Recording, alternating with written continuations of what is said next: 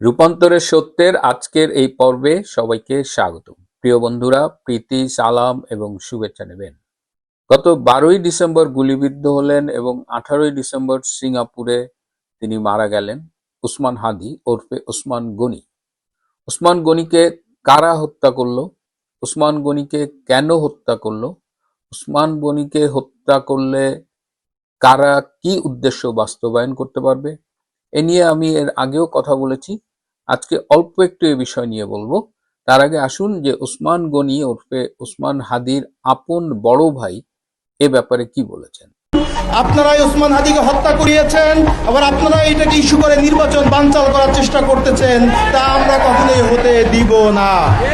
ওসমান হাদি বলেছিলেন ফেব্রুয়ারিতে দেশে নির্বাচন হতে হবে এবং সেই নির্বাচন করার জন্য সে প্রস্তুতি নিয়ে মাঠে নেমেছিল, কিন্তু তাকে হত্যা করে নির্বাচন বাধাগ্রস্ত করার চেষ্টা হচ্ছে। এই কথাগুলো আমরাও আগে বলেছি, কিন্তু যখন তার আপন ভাই বলে তখন নিশ্চয়ই আপনাদের কাছে অধিক গ্রহণযোগ্য মনে হয়। কারা ওসমান গনিকে সিঙ্গাপুরে পাঠালো? ওসমান গনির ব্রেনের যে জায়গায় গুলিটা লেগেছে, এটাকে স্টেম সেল বলে, সেখানে গুলি লেগে যেভাবে ওসমান গনি আহত হয়েছে, সেই অবস্থা থেকে ওসমান গনির বেঁচে থাকার সম্ভাবনা বলতে গেলে শূন্যই ছিল। পৃথিবীতে আমার মনে হয় না এরকম কোনো কেস আমরা পেয়েছি যেখানে ওসমান গনির মতো ব্রেন স্টেম সেলের ড্যামেজের পরে কেউ বেঁচে গেছে। যেটা আমরা দেখি, যখন তাকে সিঙ্গাপুরে পাঠানো হলো তখন কিন্তু প্রথমে তাকে মাউন্ট এলিজাবেথ হাসপাতালে নেওয়া হয়েছিল এবং সেই হাসপাতালে দুজন নিউরোসার্জন তারা দেখে দুঃখ প্রকাশ করে বলেছিলেন যে সে অলরেডি ব্রেন ডেড, তাকে এখানে আর ভর্তি করা যাবে না। পরে তাকে জেনারেল হাসপাতালে ভর্তি করা হলো। এখন আমি একটা প্রশ্ন করি ডাক্তার হিসেবে, যে ওসমান গনির এই শারীরিক অবস্থায় কেন ডাক্তাররা তাকে সিঙ্গাপুরে পাঠিয়েছিলেন? সিঙ্গাপুরে কি এমন ম্যাজিক আছে যে একেবারে তারা মৃত মানুষকে জীবিত করে দেবে? নাকি ডাক্তাররা বাধ্য হয়েছিলেন তাকে পাঠাতে? তাকে পাঠানোর মধ্য দিয়ে কি কোনো রাজনীতি ছিল? এবং তাকে খুব প্ল্যান্ড ওয়েতে মৃত ঘোষণা করে বাংলাদেশে আনা হয়েছে এবং সে মৃত ঘোষিত হবার আগেই হাদি নামে টি শার্ট বিতরণ হয়েছে এবং সে আসার পরে বিক্ষোভের নামে যে ঘটনাগুলো ঘটেছে এগুলো সবই প্রি প্ল্যান্ড। এবং তারই অংশ হিসাবে প্রথম আলো, ডেইলি স্টার পোড়ানো হলো।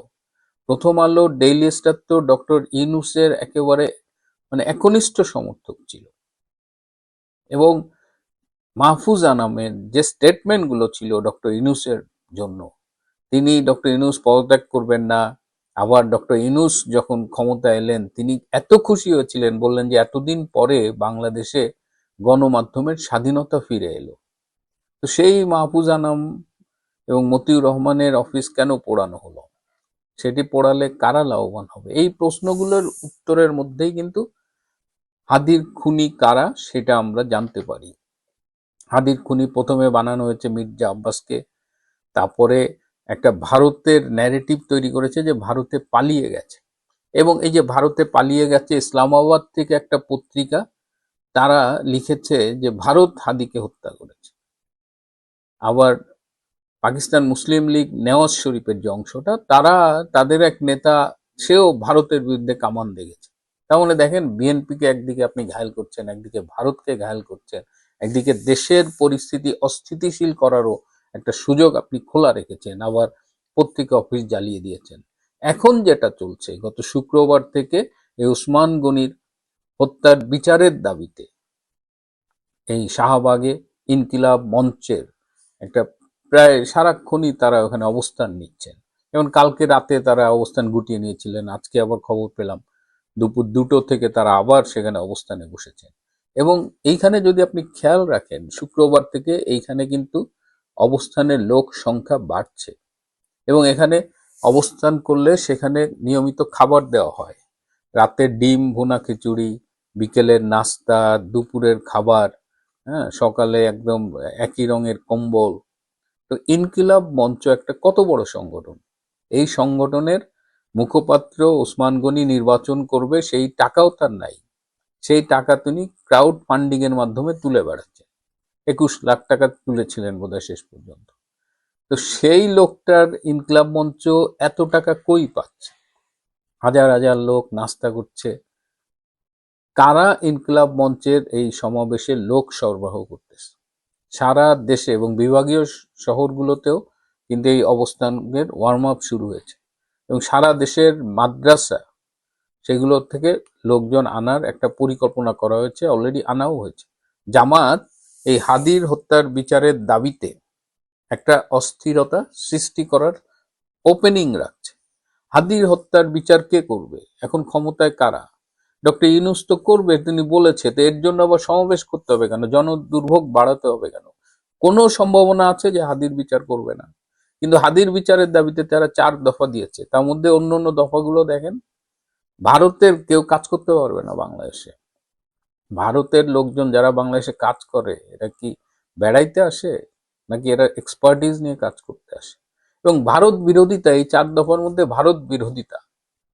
হাদির হত্যা করেছে কে, সেই দায়ও এই পাকিস্তানের মতো এরাও ভারতের গায়ে চাপাচ্ছে, এবং বলছে যে ভারত যদি খুনিদের ফেরত না পাঠায় তাহলে আন্তর্জাতিক আদালতে মামলা করবে। এটা একটা দফা। আন্তর্জাতিক কোন আদালতে কিসের মামলা করবে? এই আদালতটা কোথায়? এটার কোনো কোনো আগা মাথা খুঁজে পাইলাম না। কিন্তু এটা যে একটা জামাতি শয়তানি, এটা নিয়ে কোনো চিন্তা নাই। জামাত কিন্তু আসন্ন নির্বাচন নিয়ে তারা ফাঁকা মাঠে গোল দিয়ে ফেলছিল। তারেক রহমান নাই, আওয়ামী লীগ নাই, তাদের এদিকে সেনাপ্রধান জেনারেল ওয়াকার খান তাদের জন্য আছে, সো তাদের বিজয় ঠেকায় কে? কিন্তু তারেক রহমান আসায় তাদের বাড়াবাতে ছাই পড়েছে।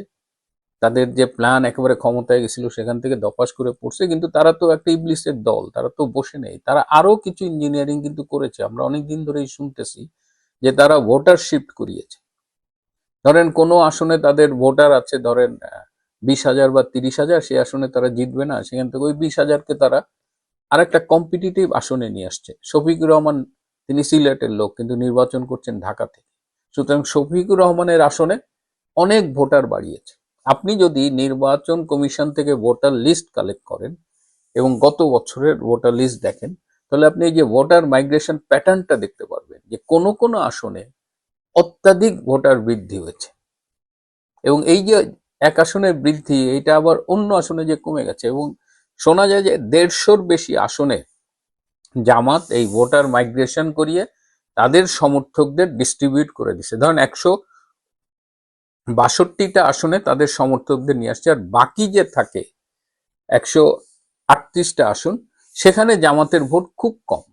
কারণ সেগুলো তারা মনে করছে যে এখানে বিএনপি অন্য অন্য রাজনীতি তাদের জেতার সম্ভাবনা যেখানে আছে, সেখানে তারা তাদের ভোটারদের মাইগ্রেট করেছে। তো এইটা একটা election engineering. DC, SP, UNO এরা কাদের পক্ষে?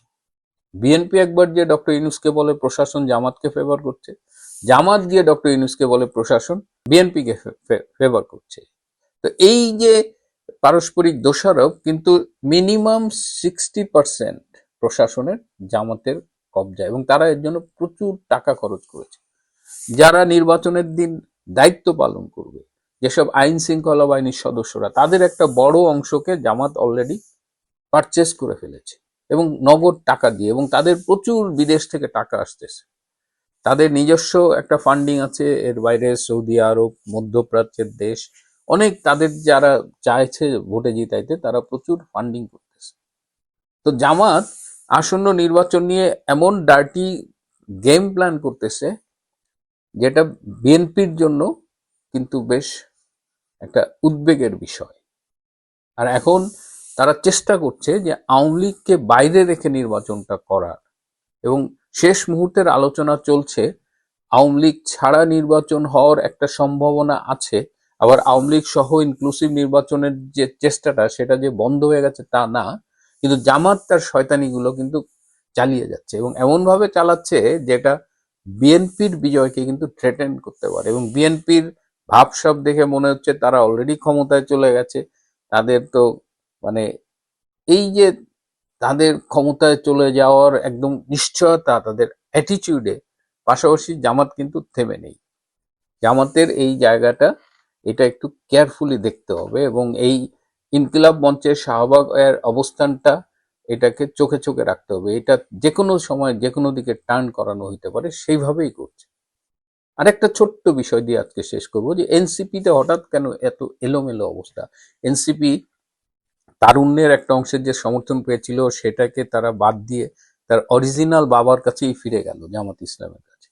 এর কারণ হলো যে এনসিপি যে তৈরি করেছিল, এটা ডক্টর ইউনূসও এই প্রক্রিয়ার সাথে জড়িত, এবং এর সাথে একটা সুপার পাওয়ারের ডিপ স্টেট জড়িত। এবং সে ডিপ স্টেট বলেছিল যে এনসিপি কে দাঁড় করানোর জন্য যে টাকা লাগবে, সেই ফান্ডিং 50 বছরের জন্য তারা এনসিপি কে ফান্ডিং করবে। এবং এই এনসিপির যাবতীয় খরচ, অফিস ভাড়া, এগুলো কিন্তু সব ওই ডিপ স্টেটের ফান্ডিং থেকে আসতো। কিন্তু ডিপ স্টেটের এই ফান্ডিংটা বন্ধ হয়ে গেছে, যে কারণে এর আগে আপনাদের বলেছিলাম, হয়তো মনে আছে, যে এনসিপি অফিস ভাড়া দেয় না, সেই মালিক বিভিন্ন জায়গায় ঘুরে বেড়ায়, তাদের বলে অফিস ছাড়েন। তো ডিপ স্টেটের ফান্ডিং বন্ধ হয়ে যায়। ডিপ স্টেটের যে বিশেষ কিছু লোক ছিল, যেমন তাসনিম জারা, ডক্টর তাসনিম জারাকে কিন্তু করোনার পর থেকে তৈরি করা হয়েছিল, ইউটিউবে, সোশ্যাল মিডিয়ায় তাকে এমনভাবে গ্রুমিং করা হয়েছিল যে তার একটা বড় সমর্থক গোষ্ঠী ছিল। এবং তিনি একজন ডাক্তার, বিশেষজ্ঞ চিকিৎসক, এবং সম্ভবত তিনি সেক্সোলজিস্টও, এই যৌন বিষয়েও তিনি অভিজ্ঞ, বিশেষজ্ঞ।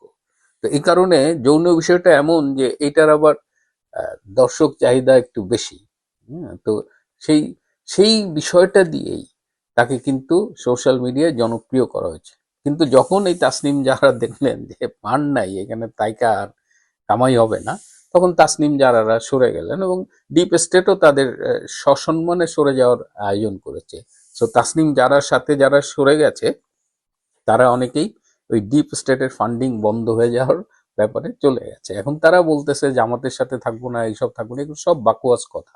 জামাত তো ডে ওয়ান থেকে এনসিপির সাথে ছিল, এবং এগুলো তারা জানতো। পুরো ষড়যন্ত্রের বিষয়ে তাসনিম যারা বলেন, এই তাসনুবা জাবিন বলেন, যারা যারা এখন সরে যাচ্ছে, সবাই এটা জানতো।